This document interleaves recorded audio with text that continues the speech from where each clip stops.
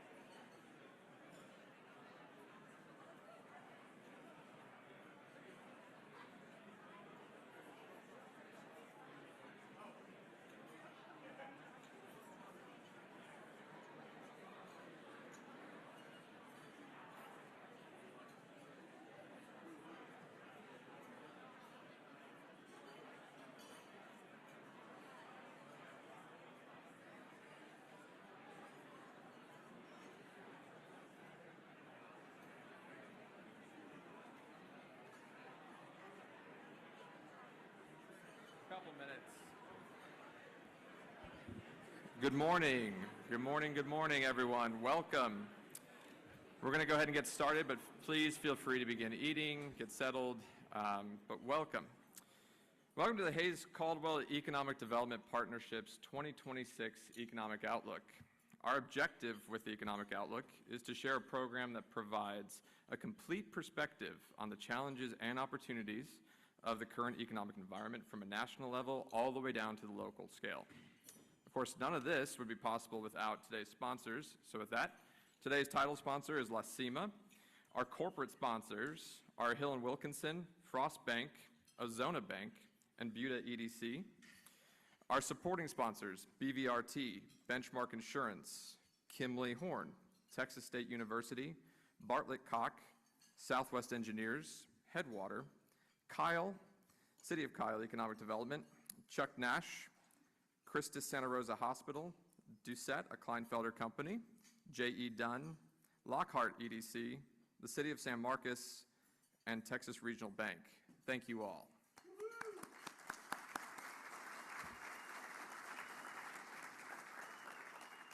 There are also a lot of elected officials here. If you are an elected official at any level of government, please stand in recognition of your service and thank you for what you do for each of our communities.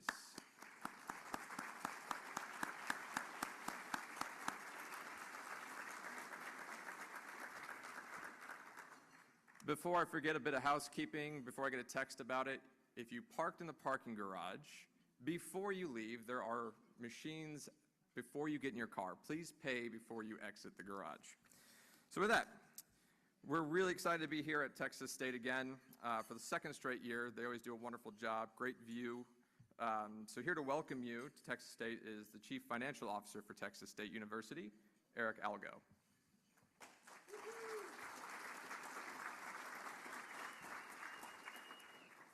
Well, good morning, everyone, and I apologize. I send my greetings on behalf of President Danfus, who is getting a well-deserved family vacation while the students are away. We don't let him off campus very often, but it just so happened you caught it just the right moment. So welcome to Texas State. We're really pleased to be hosting the Hayes Caldwell Economic Development's 2026 Economic Outlook. Texas State is proud of our role in the being an economic anchor in this region with over 40,000 students and a workforce of over 5,000 highly skilled employees. The university produced an annual economic impact of $7.7 billion in the state of Texas in 2024, and we're about to issue a press release and give you all the details behind that number, so later this month you'll actually be able to go to a website and hear all about our economic impact to the state. I'll just give you a couple of tangible examples of the kinds of things that we're doing right now. Here at the university, we're managing an active construction inventory of about $1 billion right now, spread across a number of projects. If you get a chance to walk out on the mall just outside of this building, you'll hear construction noises. Again, the students aren't here right now, so major construction project just to our east and just to our west. We continue to set enrollment records year after year after year, attracting more than 11,000 new students last year, and I'm pleased to report that as of my weekly application report that I received yesterday, applications are up 40% from last year. We have over 50,000 applications in the door already for our freshman class next year, which will only be about 8,000 or 9,000. So our move to the Pac-12 Athletic Conference is also making big news next year. This will greatly enhance our national reputation. Just to give you some idea of what that means for us, in the past, Texas State University football, we would be lucky to be on linear TV, non-streaming TV like CBS, ABC, once or twice a year. In the Pac-12 Athletic Conference, every football game is on linear television. So our national reputation will increase mightily because of that. Come back and see some sporting events next year. Our international reputation also continues to grow. We've opened campuses in Mexico. We're working on a campus in India. We're working on partnerships with countries and universities around the world. In fact, we've established a partnership with the University of the Highlands and Islands in Inverness, Scotland, which allowed us to make that introduction to the city of San Marcos. And I know there's discussions there about potential partnerships between those cities as well. But at the same time that our national and international reputation is growing, this is our home. Hays, Caldwell, and this region of Central Texas is home for us, and this is where our focus remains. We graduate more than 8,000 students a year, and most of them stay here in Central Texas and go to work for all of you. We're especially pleased that today we get to hear from the Federal Reserve Bank of Dallas and our panel. I think you're going to really enjoy what they have to say. So thank you for being here, for your leadership across Hays and Caldwell counties. The people in this room are making a tremendous impact in what is one of the most exciting regions of the country. We're grateful to host. Enjoy your lunch and enjoy the presentation.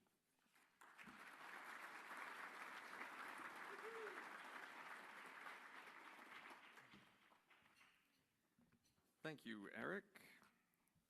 So we're adding something this year. Usually the partnership doesn't get to say much. We're going to tell you our perspective first on what we expect this year. So it's been about a year since we were here last on campus for this event, but let me start with a simple fact. Hays County is the fastest growing county, over 100,000 in population, in the entire nation. This isn't new for those of us that have been here for a while. Hays County's population has increased 27% since 2019. Caldwell County's population has increased 20% since 2019. Caldwell County saw job growth of 32%. Large metros are seeing the pace of growth slow, but we're not in the surrounding areas. Caldwell County was the 9th fastest growing county in the United States for last year's data. That's the first time they've made a list. So that happened like that. We sit at the heart of what we've dubbed the Texas Innovation Corridor along Interstate 35 and SH 130. While Texas has seen impressive job growth at 22% over the last decade, our corridor has seen job growth at 59%. This isn't growth, it's economic transformation. 2025 was a successful year for our region. Let me highlight some of our biggest economic development achievements of 2025. In May, TRAC closed on over 1,500 acres in Caldwell County for a multi-gigawatt data center and technology park supporting over 2 gigawatts at full build-out, which will take a very long time to get to that point. To put that in perspective, Austin Energy's peak usage ever was 3 gigawatts. This development positions our region at the forefront of AI and cloud computing infrastructure, which will help attract future skilled jobs to our region through advanced manufacturing that require this infrastructure to operate. Buda secured and supported a $120 million U.S. foods expansion, coordinating a complex multi-jurisdictional incentive package with the City of Buda, Hays County, and the Texas Enterprise Fund, resulting in significant job creation, sales tax growth, and statewide recognition. And most recently, they landed Perseus Defense Headquarters, strengthening Buda's position in aerospace defense and advanced manufacturing. Kyle had a banner year for downtown investment, is moving forward with a 99-acre mixed-use project featuring housing and retail with water conservation elements. Lockhart saw major projects open their doors like Ziegenfelder and Real Cold and provide incentives to land Sensei farms and grow local businesses like Hill Country Food Works. San Marcos had Buc-ee's break ground and landed a third HEB, which is huge. Dripping Springs finally got through litigation relating to the South Regional Water Reclamation expansion to provide needed capacity to sustain its growth. Outside of Wimberley even had a win with Delta Millworks relocating its headquarters and is currently under construction. And Mustang Ridge in Caldwell County has been in the news with an auto parts manufacturer and new industrial parks in the works. All of this was possible due to the hard work of our partner communities and because our economic fundamentals are strong. Even as some sectors decline nationally, they're growing here. That is a competitive advantage for us. So that was 2025. As we look towards 2026, the partnership sees 5 trends that will shape our trajectory. The first one, infrastructure maturation. Hays County is revising development regulations for the first time since 2010, with emphasis on water availability and sustainable growth. Road improvement programs are moving forward to support continued expansion in both Hays and Caldwell counties. The second is workforce development.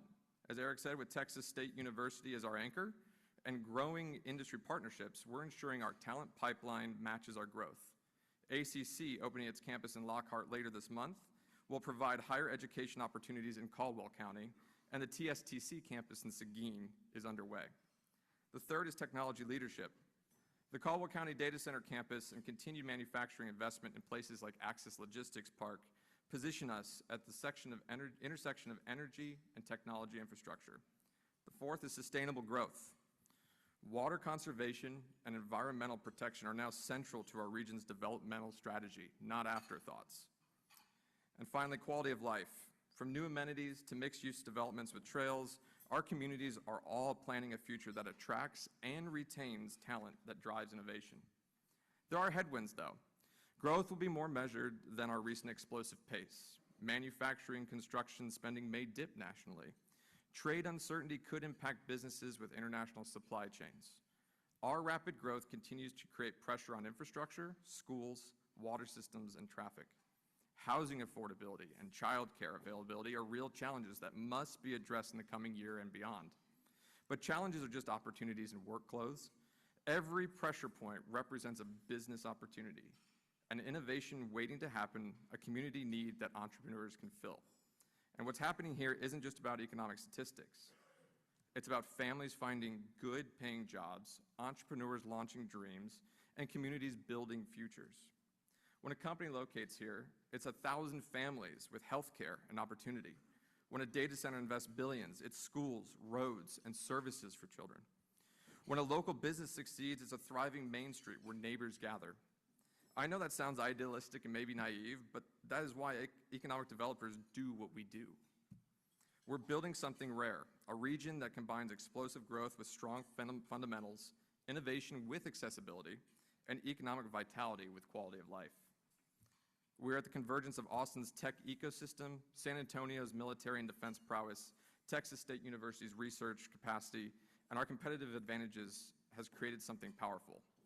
We're not just watching the Texas Innovation Corridor emerge, we're building it business by business, family by family. Looking around this room at 250 leaders committed to our region's success, I'm confident we're up to the task. The future isn't something that happens to us. It's something we build together, and friends, we're all building something extraordinary. Thank you for being here, thank you for your leadership, and thank you for choosing to build a future right here in Hays and Caldwell counties. So that is absolutely enough from me. Let's get to some experts that will have a lot more to say about the economy.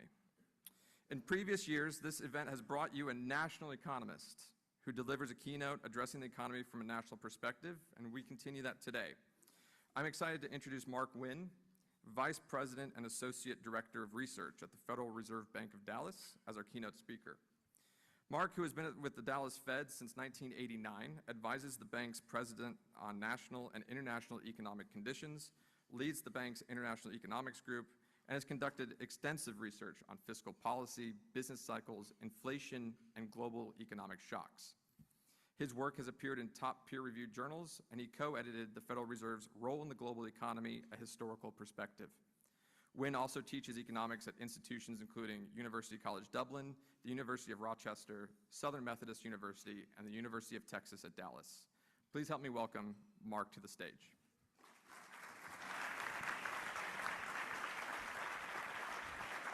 I don't do Q&A.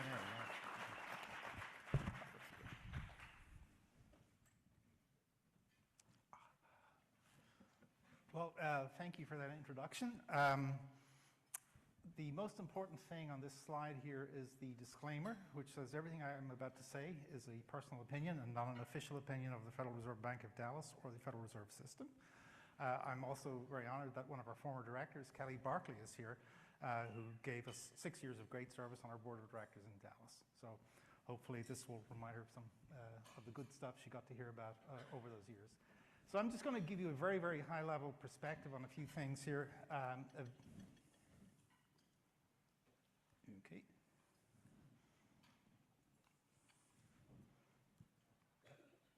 I just want to talk very briefly about the Federal Reserve System, just give you an idea of what it is that the Fed does. The Federal Reserve Bank of Dallas is actually not a branch of the Board of Governors in Washington. The Federal Reserve System consists of 12 regional reserve banks and the Board of Governors in Washington. The Federal Reserve Bank of Dallas, which covers the state of Texas, parts of Louisiana, and New Mexico, itself has several branches, one of which is here in San Antonio. And the presidents of these reserve banks, along with the governors in Washington, convene every 6 to 7 weeks a year, every 6 to 7 weeks to set monetary policy for the United States. Now, the mandate of the Fed, as written by Congress, is the Board of Governors of the Federal Reserve System and the Federal Open Market Committee shall maintain long-run growth of the monetary and credit aggregates commensurate with the economy's long-run potential to increase production so as to promote effectively the goals of maximum employment, stable prices, and moderate long-term interest rates. That's usually interpreted as a dual mandate for maximum employment and stable prices, because if you have stable prices, you're going to have moderate long-term interest rates. That is what the Fed focuses on. That is the mission we've been given by Congress since 1977. Now, the way the Fed has chosen to define price stability is a rate of inflation of 2% as measured by the annual change in the price index for personal consumption expenditures. That's what we understand price stability to be. It's a positive measured rate of inflation. Okay? There's a delay on this. Should I point this in a...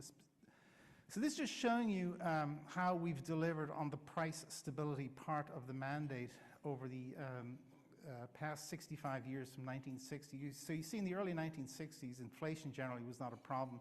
You see the surge in inflation in the 1960s and 70s, where it peaked out at close to 12%, came down in the 1980s. We had another dip in the 1990s, and then a period of price stability all the way through the 90s and 2000s.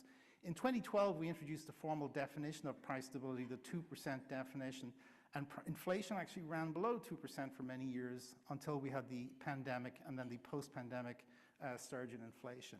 Since 21, 22, inflation has actually come down dramatically, and the critical mission ahead of the Fed at the moment is to close this remaining gap, to get it right back to that red line. So right now, headline inflation is running about 3%. We want it back at 2%, and there's a very, very serious commitment to getting it back there sooner rather than later. Now, when I give these talks, I usually talk about risks to the outlook. And there's a long list of risks you can often articulate that are very obvious things that are coming along. And then there's the so-called black swans. Over the past 5 years, we've experienced a number of very major black swan events. Of course, in 2020, we had the COVID black swan, which led to the economy being shut down, not just the US economy, but the global economy. 22, you had the invasion of Ukraine, which was enormously disruptive to energy markets. 22, we also had another black swan event, the introduction of ChatGPT, which is arguably going to be one of the most transformational technological changes in our lifetime, something I'll make some comments on later on. 23, we had the outbreak of hostilities in the Middle East, which could have spilled over to a major regional war. There has been a regional war. The economic implications of that have fortunately been fairly limited, although the loss of human life has been quite tragic, but the economic knock-on has not been as bad as people feared. And then 2025, the big black swan event were the tariffs that came in starting with the Liberation Day. I think this was not a black swan in the sense that it was anticipated that the administration would impose some higher level of tariffs once they came in. I think what has been challenging for businesses to deal with has been the level of tariffs and the movements up and down in the effective tariff rates.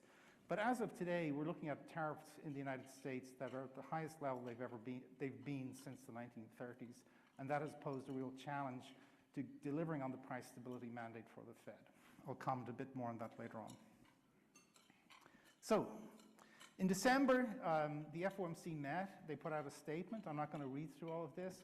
The bottom line was that they decided to make a further reduction in the federal funds rate to 3.25% to 3.75%. This was not a unanimous vote. There were 3 dissents. 2 presidents dissented in favor of no change, President Schmidt and President Goolsbee, and Governor Myron, who just joined the board a couple of months ago, he would have preferred a larger rate cut. Dissents are not that unusual. When you're at a time where there's diverging patterns and it's not obvious which way the economy is going, reasonable men and women are going to come to different opinions about which way is going and what's the appropriate course of action. And this is just the way the committee operates, and it's actually a very healthy thing from the perspective of delivering on the mandate. Is there a particular direction I should point this to make sure it clicks? Okay, so this is just showing you now where we're doing in terms of the dual mandate. So the green line is the unemployment part of the mandate. The black line is inflation, and then we have the red target and so on, and then the blue is the target range for the federal funds rate. So we had a big spike in unemployment associated with the pandemic. It got up to close to 16%. It came down extremely quickly. I mean, that was the shortest, sharpest recession in US history. We're now looking at an unemployment rate of about 4.5%, which pre-pandemic would have been considered essentially full employment. The marvel is that inflation came down as a result of these, inflation came down as the Fed raised interest rates without any major uptick in unemployment. So you see here we had this, so this was 3.9% unemployment on the eve of the pandemic, the lowest level of unemployment the United States had experienced since the 1950s. We shot up in the pandemic when the economy shut down, basically got to that 3.8, 3.9%, an incredibly strong labor market, and even with the much higher interest rates, unemployment has only drifted up to about 4.5%. And I'll talk about the outlook for unemployment going forward. So let me just very quickly touch on a few secular drivers. Oftentimes when you do these economic outlook events, you focus on very short-term things. I want to focus on three very, very high-level things that are terribly important and often don't get a lot of attention. And those are demographics, productivity growth, and globalization. I just want to show you one picture on demographics. All countries in the world are dealing with aging populations with one or two exceptions. Some are dealing with declining populations, most notably China, Japan, and so on. 2022, we saw a major transition point. Africa, China, and India had essentially identical populations in 2022. The population of China has since peaked and will decline going forward. The population of India is about to peak and will decline starting mid-century. The bulk of the population growth that the world is likely to see over the next 50 to 100 years is going to take place in Africa. So in terms of where raw labor is going to be coming from, where it's needed, most of that growth is going to be coming from the continent of Africa. We can talk about the details of what's going on demographically in the United States. The Congressional Budget Office released a report just recently saying that they now project that the US population will peak sometime in the next 25 to 30 years and then start declining. Fertility in the US has been below replacement, the replacement level of 2.1 for many years now, and the longer you stay below 2.1 replacement rate, eventually the laws of demographics kick in and your population will start declining. What has helped us a lot over the past 2 or 3 decades has been immigration. And we've had now major changes in immigration policy. So immigration helps in 2 ways. You actually bring in people to grow the labor force, but foreign-born women historically have had larger families than native-born women. So to the extent that we will have fewer foreign-born women coming in going forward, that's going to act as an additional pressure on the US labor force. The second thing is productivity growth. We had a golden era of productivity growth in the from the 40s to the 70s, a dip in productivity growth from the 70s through the 1990s. What happened in the mid-1990s was the new economy was invented, the internet was invented, Amazon came along, Netscape browser. We had a tick up in productivity growth, and then it dropped back down around the time of the global financial crisis. You see a very similar thing. This is a thing called total factor productivity. You see something similar for labor productivity. The reason productivity is the single most important determinant of living standards over time, and it plays a much, much greater role in determining how well and how quickly the economy will grow. Productivity growth, in addition to labor force growth, is really key to keeping things moving forward. So the big thing that can potentially drive productivity growth going forward is artificial intelligence. There is a lot of excitement around the potential for AI to actually accelerate productivity growth. Now, it's going to do this by causing job losses in certain sectors. Certain types of jobs are going to disappear, or there's going to be very different demand for different types of mix of skills. And you actually have seen some of this already. This is on a very, very micro scale. This is just showing you what happened to the employment of editors and writers on a particular online platform around the time of the rolling out of ChatGPT. And you do see a noticeable break in both the employment and earnings of editors in these tasks or jobs that are very susceptible to automation by AI. Now, the concern here, of course, is that AI is going to create widespread job losses and permanent job losses. Concerns about technology driving unemployment are actually not new. They've been around for at least 200 years. David Ricardo in the early 19th century wrote about the potential for industrial machinery to displace jobs of industrial workers. The term technological unemployment was introduced in the 1930s by John Maynard Keynes, where he worried that all the innovations that had happened in the 1920s would actually create permanent unemployment. If you look at the historical data, this has never come to pass, because what happens is new technologies destroy certain jobs, but they create new jobs, so that the net effect tends to be a wash over time. So here's an example of a type of job that is widely believed to be susceptible to disruption by AI, and that's employment of lawyers. And if you look at the chart for both job openings and earnings, job openings and earnings of young lawyers are still growing. If AI was going to disrupt the employment of entry-level lawyers, you would not see these lines moving in these directions. So a lot of the hype, a lot of the stuff you're reading about certain classes of occupations disappearing is not really based on data yet. Now, that may change. The other thing I'll just point out is that this is just showing you what happened around the time of the rolling out of spreadsheets. So the spreadsheet in its day was an enormously disruptive technology.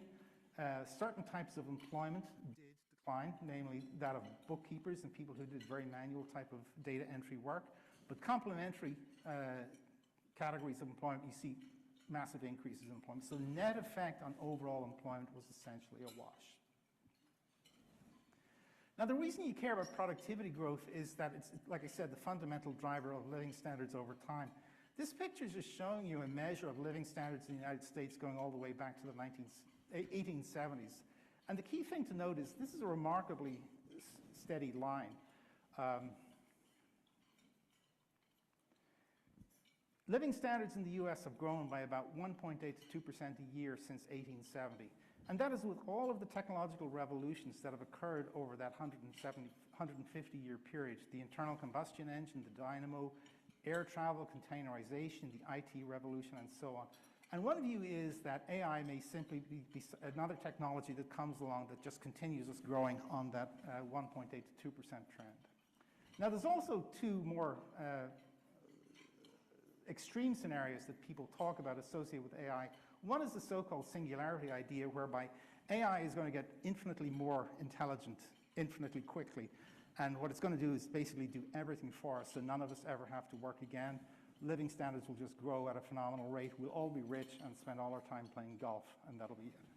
The second scenario, and when we wrote about this, people laughed, but this is the so-called Terminator scenario. Those of you who are familiar with Terminator may remember the Skynet was an AI, which basically turned on humanity.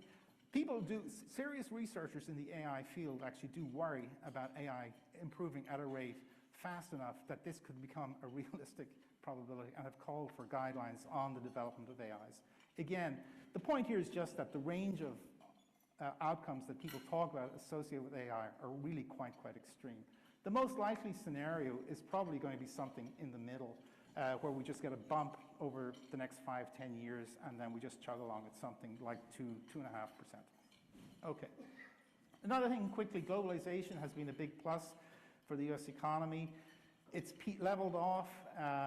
It's not obvious that it's going to go fully into reverse, but certainly there's been a lot more fragmentation of the global trading system in the past, say, 5 years or so. But still, on net, is a tailwind for the US economy. I'm going to skip this. One consequence of globalization is that a lot more economic activity is now taking place in the so-called emerging market economies than in the rich economies of North America and Western Europe. So those two lines crossed around 2007. So now there's a lot more economic activities taking place in Asia, Indonesia, India, Vietnam, Thailand, all of these, what we call third world, we used to call third world, we now call emerging market economies, than in the so-called advanced economies. And one concomitant of that is that China is, on some measures, already the world's largest economy. It's certainly the #2 economy. It's actually difficult to compare the sizes of economies, but we need to pay very close attention to what happens in China for all kinds of reasons. But its weight in the global economy is now on a par with that of the United States. Okay. I'm going to skip this on the manufacturing stuff. I want to skip this too. Just pulling it all together towards what the IMF sees for the global economy. They're projecting, this was the headline from their last economic outlook, global economy in flux, prospects remain dim. They still expect the global economy to grow over the next couple of years, but somewhat slower than in the past. The big thing weighing on global economic growth at the moment is the increase in economic uncertainty, policy uncertainty, trade uncertainty over the past year. That has just caused a lot of people to hold back or just wait on a lot of decisions and caused a reorientation of supply chains and things like that. But it just has been challenging for businesses to navigate, especially those involved in international trade. Here's the actual numbers on the outlook. So 3.3% growth last year for the world economy, 3.3 in 24, 3.2 last year, and maybe a little bit slower this year. Advanced economies grow at about half that rate. The emerging market and developing economies grow much faster because they're trying to catch up to Western standards. If you look at the details on the advanced economies, the United States is still expected to be one of the leaders. In fact, we're going to outperform all of the, we outperformed the other advanced economies in 24. We're likely to have done so in 25, and we'll probably continue doing so this year as well for a variety of reasons. There's a variety of risks we can go through. I'm not going to go through the details here. Upside risks would be that there's a normalization of trade. We reach stability. We figure out what the level of tariffs is, that it's not changing, but we all agree that it's going to be something. And then once businesses have certainty with the level of tariffs, I think this will make life easier for a lot of people. There could be faster structural reforms. And of course, the other big upside risk globally is artificial intelligence boosting productivity growth. Again, the United States is the big leader on the AI stuff. I mean, that's going to happen here much faster than it happens in Western Europe. The big open question is how far behind the Chinese are on these things, because they're pursuing very different approaches to the development of AI models. Here's where we stand in terms of global monetary policy. Big tightening of interest rates around the world as inflation surged post-pandemic. Then as inflation come under control, interest rates have come back down and are close, approaching their normal levels. One thing I just want to highlight for you all here is, why should you here in San Marcos worry about what's going on in the broader world? This is a chart just summarizing some research we did some years ago with a couple of colleagues in Dallas, just showing how exposed the different states in the US are to global shocks versus national shocks versus things just happening in our district. And you see, I've highlighted there Texas. Texas is relatively highly exposed to what's going on in the global economy for reasons that I think should be pretty obvious. And if you even if you look then at Texas metros, the Austin-San Marcos metro ranks third. So again, this area is surprisingly exposed to what's going on in the rest of the world, and much more so than other metros across the state. Again, maybe not news to you, but something to just remind you of the importance of paying attention to the stuff that's going on outside of our borders. So summary for the US at the turn of this year, inflation is still too high. I showed you the picture at the beginning. We're still closer to 3% than to 2%. We want to get it back to 2%. Job growth has slowed. We will get an employment report tomorrow that will give us another read on the state of the US labor market. Now, the question here with the slowing job growth is that it's partly a demand thing, which is an issue of concern, but also there's a supply side component because of the big scaling back of immigration. So both supply of workers and demand for workers has slowed down as well. So interpreting the relative importance of those two things is what's making part of the reading of what's going on in the job market a little bit more challenging.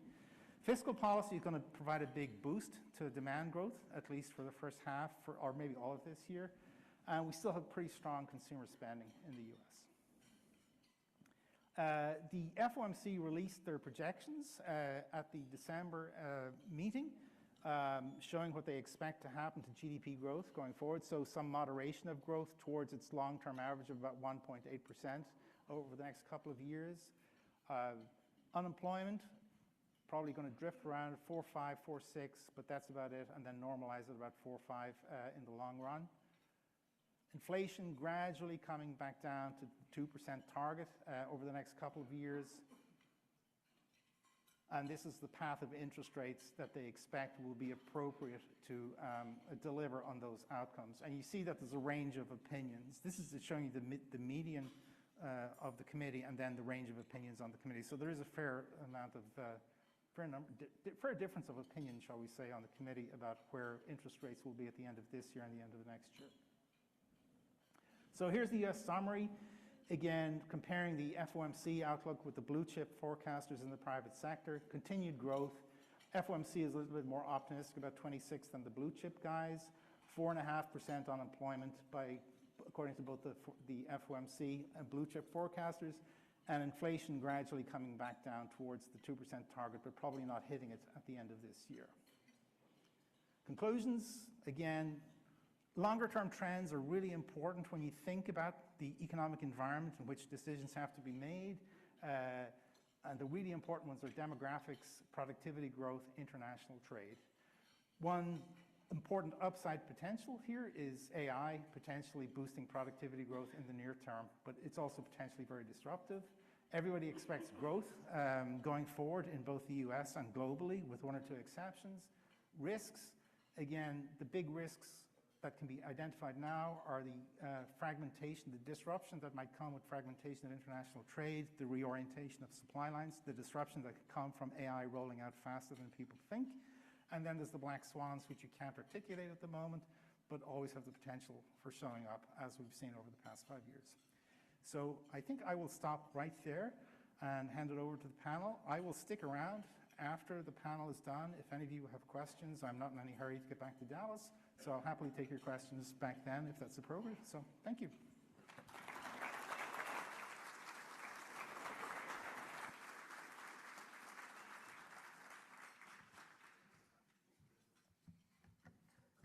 Thank you, Mark. Next up is our panel discussion, which will discuss a variety of topics to provide a well-rounded look locally of what could happen in 2026.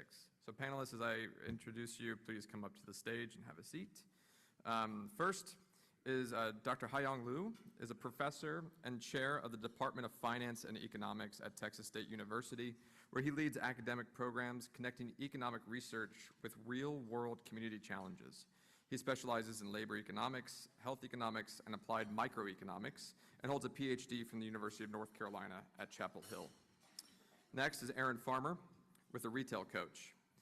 Aaron's expertise focuses on the most current research on retail and marketing trends. He touches each step of a project from the initial trade area determination to the actual recruitment of retailers, and has worked with many of our communities in the Hayes-Caldwell region.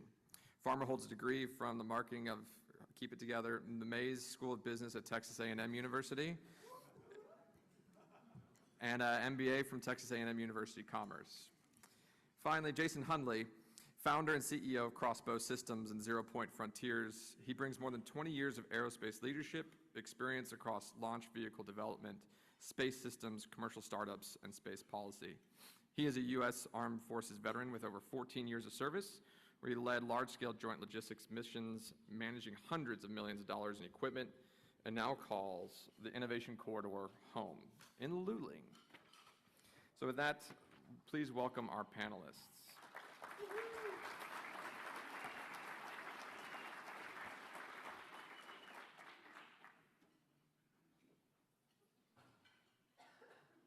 So yeah, how does rockets and shopping go together? We're going to find out.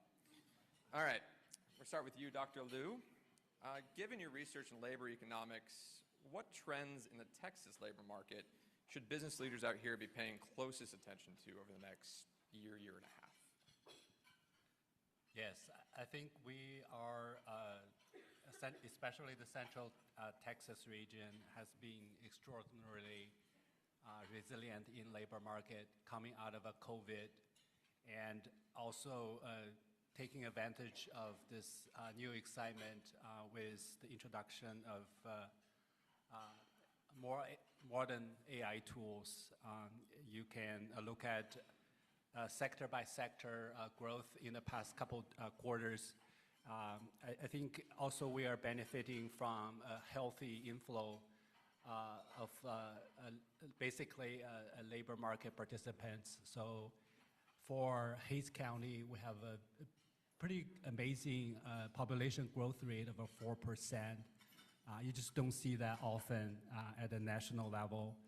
And that basically creates a big foundation for all the potential labor supply. I think if you look at different sectors, especially some AI-assisted labor force, logistics, healthcare, transportation, construction, I think those are all have a healthy growth in terms of employment. In looking forward, I anticipate there might be a little bit of softening in terms of labor market in the region. I think I was looking at the recent employer survey. I think basically employers are encouraged by the sales data from the Black Friday holiday sales, and I think they are probably going to do a moderate hiring growth for the first half of the year. That excitement might taper off over the whole course of 2026. But I think overall we're going to be on track with a pretty stable and robust employment trend for the coming year. So we have a lot of elected officials in the audience. How should local policymakers, business leaders interpret these economic uncertainties that Dr. Wynne mentioned when making long-term planning decisions? Yes, I think we, especially for local economy, small business, which makes a huge bulk of the employment foundation, are very sensitive to policy incentives or the policy environment. We need a steady, conducive, and a positive nudge from the policymakers just to create a platform for our entrepreneurs, for our business leaders to really create more business opportunities for the Central Texas area. I think the market is there, the consumption data are strong, and our specialty sectors are perfectly aligned with the global trend, whether it's risk-adjusted demand for logistics, supply chain, aerospace, these defense sectors, transportation, infrastructure, education. I think we just need a healthy mix of the policy environment, and we have the population foundation that's there. I think these are going to be basically the setup for a pretty healthy growth for the years to come. Great. Because our economy is so consumer-based, Aaron, how have consumer demographics and shopping behaviors shifted in recent years? And how is that impacting retail development strategies, again, specifically here in the corridor?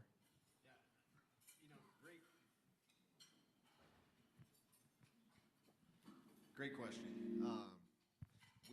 We've actually seen some pretty big changes in this region. Since the pandemic, right? In the last 5 years, pandemic hit. We were worried as you know, in the retail industry, what's going to happen, right? We saw some of the graphs of what happened there earlier with the presenter. We were worried what's going to happen for not just for this region, but statewide and really countrywide. And what we've seen is we've seen a huge increase in retail, right? A huge increase in consumer spending here in this region. Obviously, with the growth, being in two of the fastest growing counties, really in the country, we've seen that retail spending jump up, right? As consumers, we spent more. I just saw some data here. We just hit $1 trillion in spending for holiday spending, right? So we were up, but even this region was up higher than the national average, right? So consumers are still spending their money. They're out there. Consumers are a little bit more price conscious right now, but they're still spending money. We first, just right after the pandemic, hit started spending more money going out to eat than we do spending at the grocery store, which is a huge change for Texas consumers and for consumers in this region. But we're seeing a huge influx of retail, of new retail that's coming in. You see it here in San Marcos with, the addition of Buc-ee's that's come in, right? You've seen it with Dripping Springs, which is getting a new Target, which, I live in Dripping Springs. I never would have thought that we would get a Target, and Target's coming in, right? And then you even start looking at some of the smaller communities, the Lulings and those, and they're seeing rapid retail growth. They're seeing rapid interest from retailers and restaurants. And I think, we've got strong incomes in this region.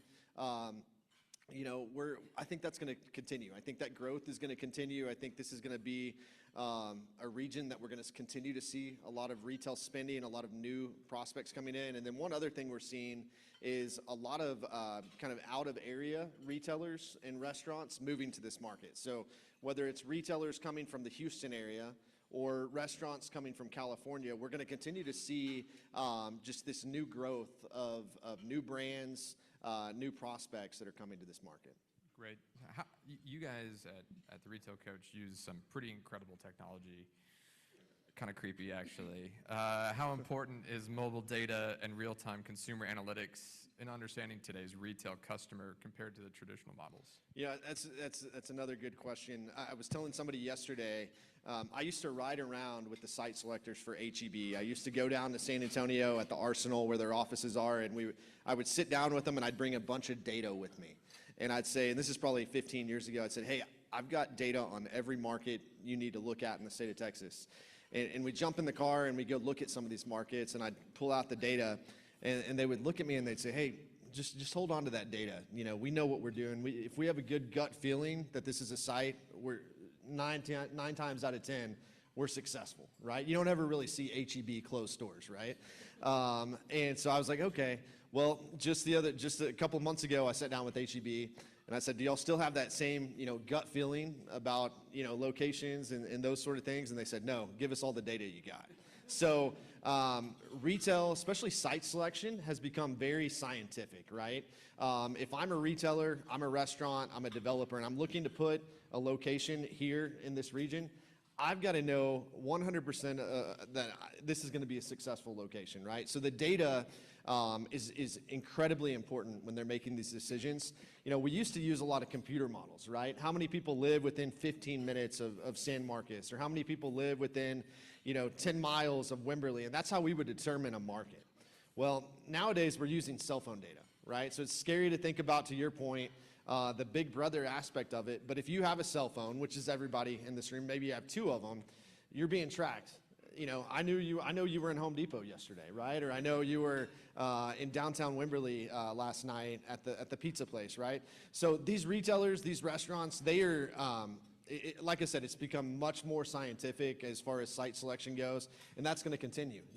Talking about AI, how's that going to play into, site selection? At the Retail Coach, we just secured the retailcoach.ai, and all of the different domain names you can get, because we're starting to use AI as we're looking at, site selection and where we're going to put these prospects. So the data continues to amaze me, what's available. But these site selectors that are looking for locations here in the region, they're paying close attention. So if you're a municipality, you're an economic development organization, you've got to have that data ready for them to help prove up your market. It was a gut feeling for San Marcos' HEB, though. We know that. Your work, Dr. Liu, often intersects with health economics. How does healthcare access and public health outcomes influence regional economic competitiveness? Yes, like many developed economies, and we are entering aging society phase of development. And so also with the advancement of the modern medicine, and we are looking at some exciting growth in the health sectors.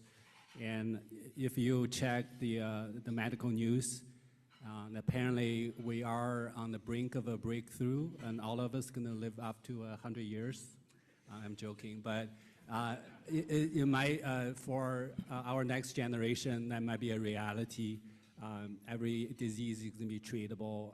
Every procedure is going to be guided by the most sophisticated AI tools and customized medicine treatment, which actually also leads to many investment opportunities. If you look at the most highest demanding sectors that for the labor force, skilled labor in healthcare is one of them. And if you look at some investment world where I have a friend who is working in a robot industry in Asia, and they're basically saying the private equity, every humanoid robot company, there are tons of people are looking at it, and they're looking at that might be a solution to the manual labor part of healthcare as we are entering this aging society phase of our development. I think education plays an important role there too, to train our next generation of healthcare providers and practitioners. I think the precision medicine, a much better quality provided to the elderly patients as they navigate through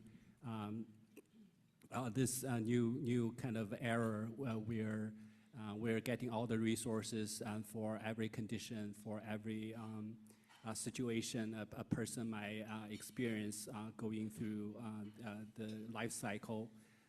I felt like that this is probably one of the uncharted part of the history where we know some great things about to happen, and we know we are trying to get ready for these new developments, but we just haven't seen it yet. I think I'm very excited about the next 5 years and decade where we're going to see some revolutionary introductions of these healthcare-related sections.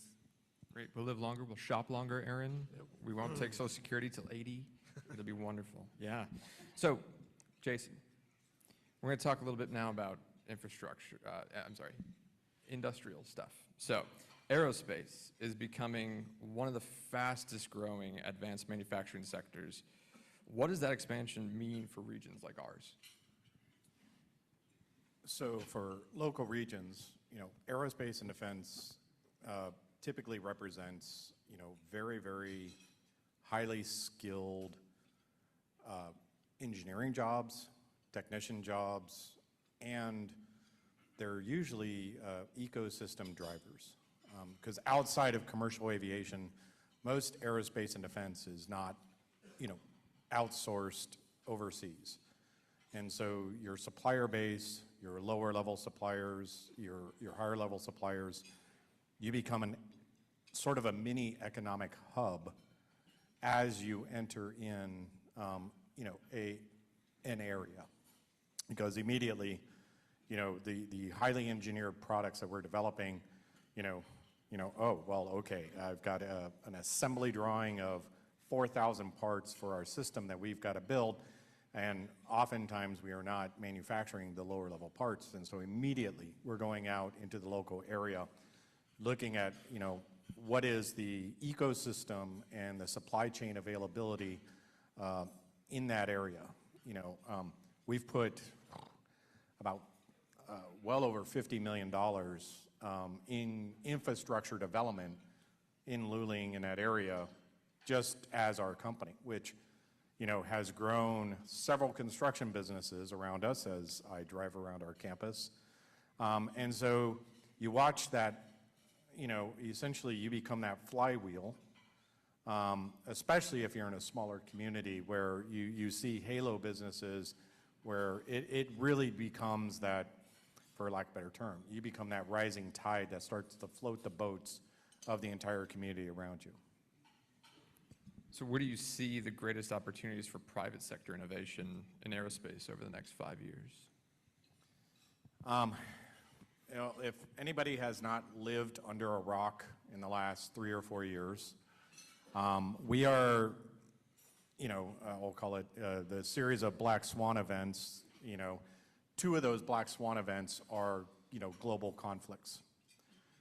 That has caused the U.S., or European countries, Canadian, everybody in the world is reevaluating what it means for a defense posture of the future.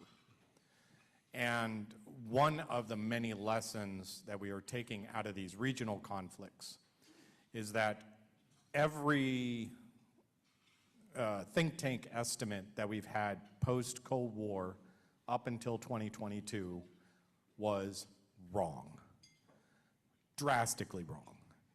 Everything we thought that we would need to go to a conflict in terms of missiles, munition, UAVs, aircraft, strategic systems, computer systems, battle network, pace of innovation.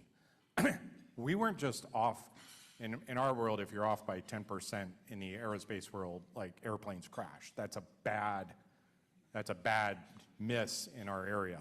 We were off by orders of magnitude. And so what is facing us today is literally like the single largest we'll call it production and manufacturing paradigm since World War II, where we have to rethink everything in our aerospace defense world, and we have to approach it on how we, not myself, but that was my grandfather's generation, how we approached the idea of what you need to survive or make it through a conflict. It is literally going into that World War II level. And so the communities and the places where that is going to happen is not going to be the same places it happened during World War II. It is happening right now in places like Luling, where we're at. We are having conversations, literally, in DC, in the Pentagon, like things that we guessed of what we were putting in place. We're being asked, can you double, triple, quadruple that capacity in the next 12 to 24 months? And so I think you're going to see an entire host of education needs, supply chain needs, but it's not software driven, it's not AI driven, it is nuts and bolts hardware driven. The amount of inventory that we're going to need over the next 5 years, it's going to be staggering. Good for business, though. Yes, Crossbow's business has been on a very, very high growth trajectory for the last several years. Off script, with this administration's push for NATO countries defending themselves more, putting more into it, that's got to be a boon for our defense industry here in the United States, where we would assume most of that will come from. Is that more or less accurate? Yeah, I mean, our estimates, when I say our estimates, the U.S. estimates of what we needed were drastically off. Every NATO country, their estimates, they were 10 times worse off than America. We have provided probably roughly 2/3 of all the systems that have gone off in the Ukraine. And so, yes, all of their estimates, of what they think that they need to make it through a conflict, they are drastically rethinking their production paradigm and their production industries. Off script, like literally at our campus, we've had visitors from Japan, Norway, Netherlands, Australia, literally looking at what we're doing from an advanced manufacturing capability standpoint, and they are, most everybody is heavily interested in seeing what they can do to partner with the state-of-the-art innovations we're bringing to bear. It's exciting. Aaron, what retail categories are showing the strongest growth, and which ones are becoming more challenging for communities to start? It's got to be barbecue. Saturation a little bit. Yeah. Yeah, we're blessed to live in a region with a good barbecue. Where I know of a few new barbecue places that are going to be opening in this region pretty soon. But what we're seeing a lot of right now in the retail industry is growth in a lot of the what I call the off-price retail industry. Or off-price retailers. So think of like the Marshalls, the TJ Maxx, those types where they're maybe not all full price. I think that goes a little bit along with, or a lot along with, the economy and what we're seeing with the inflation and those costs. So we're seeing a lot of that. We're also seeing a big growth, especially in this region, of the large general merchandise stores. So think of the Costco's. Obviously, Kyle got a Costco not long ago. Costco is going into some of the surrounding communities in this area. We're starting to see more of those from out of state coming in. There's a wholesaler called BJ's Wholesale that's moved into Texas recently. The Targets, the Walmarts, those kind of the one shop you can get everything type stores are doing incredibly well. And then again, restaurant growth, right? So that fast casual restaurant industry is doing incredibly well. So I think fast casual is somewhere between fast and casual, obviously, but the Panera Breads, the Chipotles, those types where you can sit down, but you can get it quick and you can go. I think those are going to be some of the sectors that we see. We're also seeing a big push right now in grocery, right? So grocery expansion had slowed for a while. For the last 3, 4, 5 years, it had slowed. Now we're starting to see it pick up again. Look at HEB expanding, outside of their traditional network, right? Now they're in DFW. Now they're in the greater Lubbock area. But I think we're going to continue to see, just like that new HEB, that's a couple of them that have been announced recently in this region. Lockhart will be getting a larger, newer HEB at some point. Did you hear that, Lockhart? Soon. Yeah. Hold Aaron to it.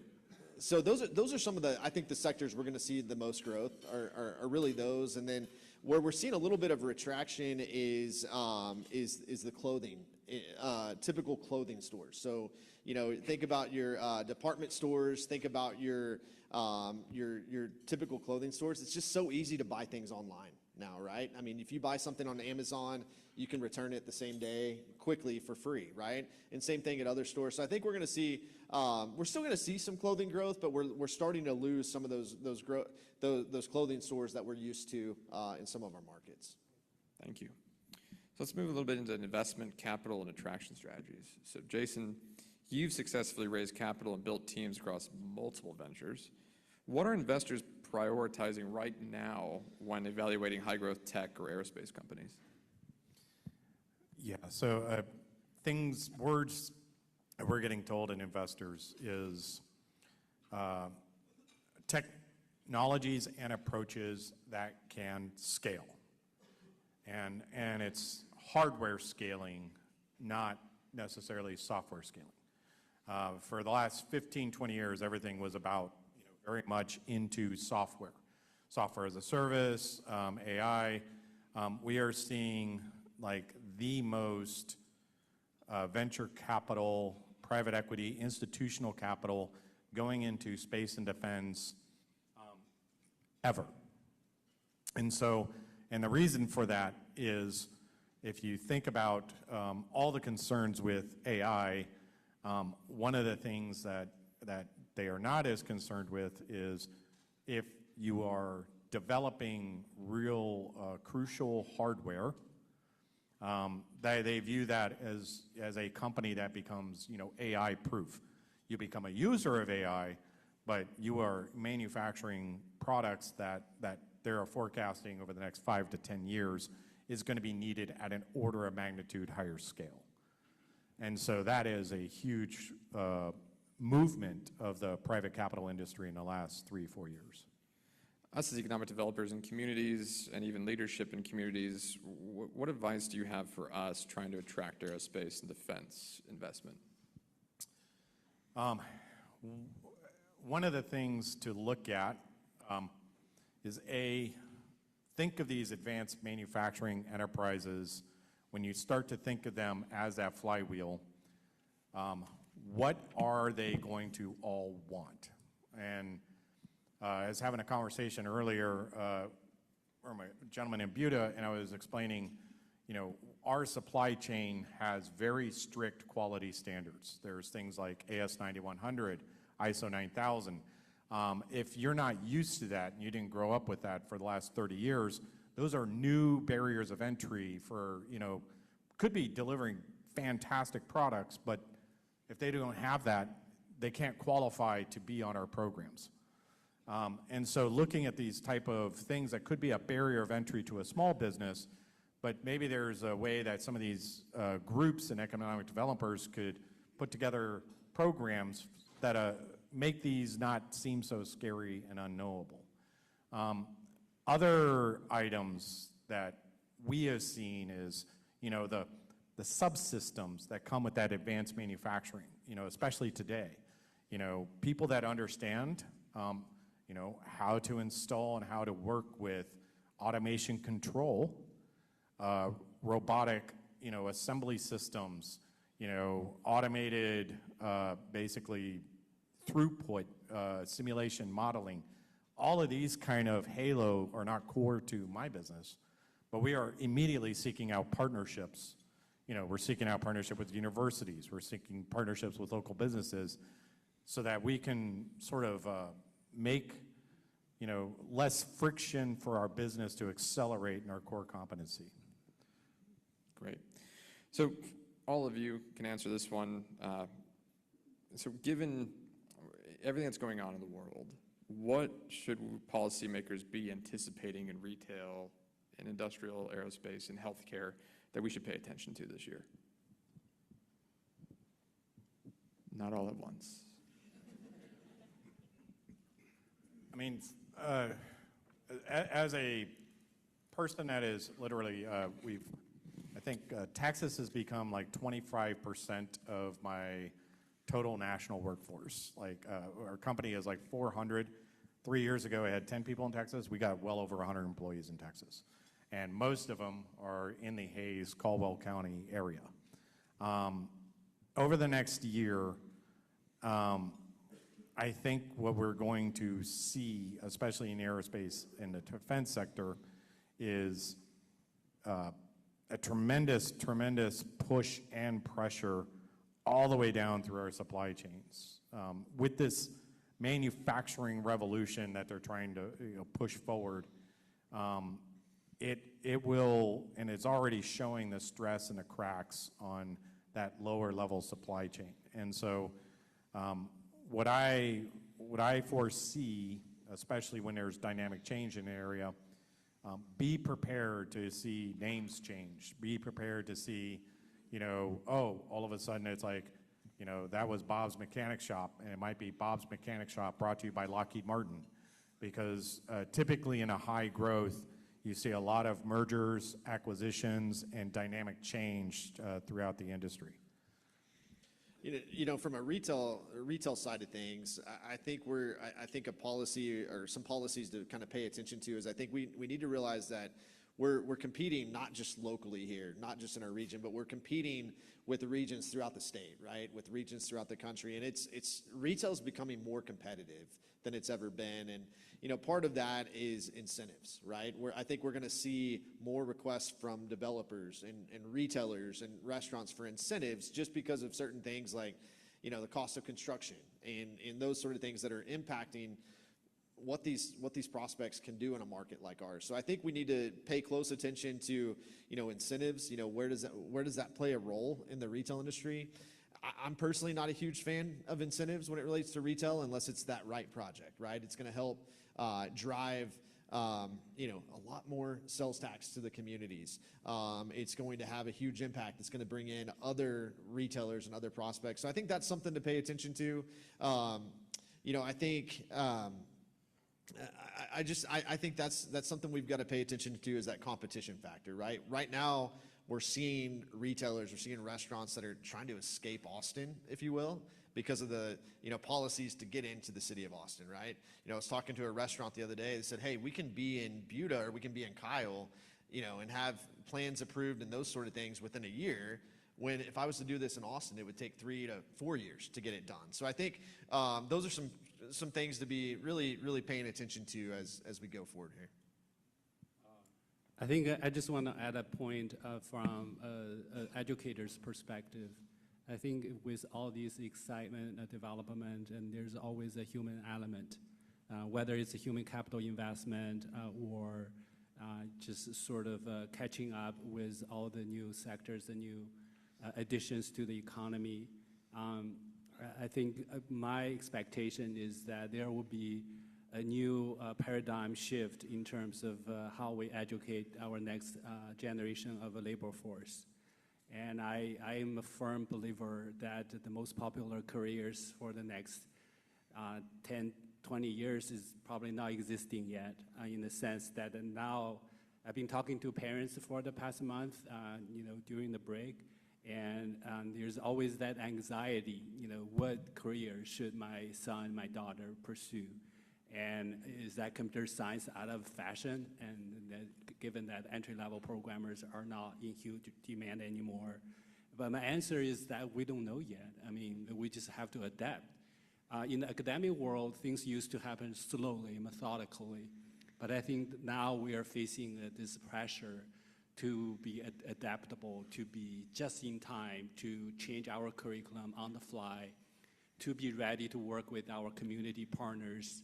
So my prediction is that we will see all these important university campuses will become a talent hub, becoming this like an important exchange where industry partners are going to come and tell us what kind of a talent, what kind of a knowledge foundation we should build, and we should train our student. In the old days, professors come to a classroom and teach them textbook and then call it a day. I think those days are no longer the case because we really have to educate them with a career readiness in mind because we cannot just forego this golden opportunity for our next generation of labor force to not be trained up to be career ready for this new exciting era of the economy. Wonderful. So we're running up against the end here. Please help me say thank you to our panelists.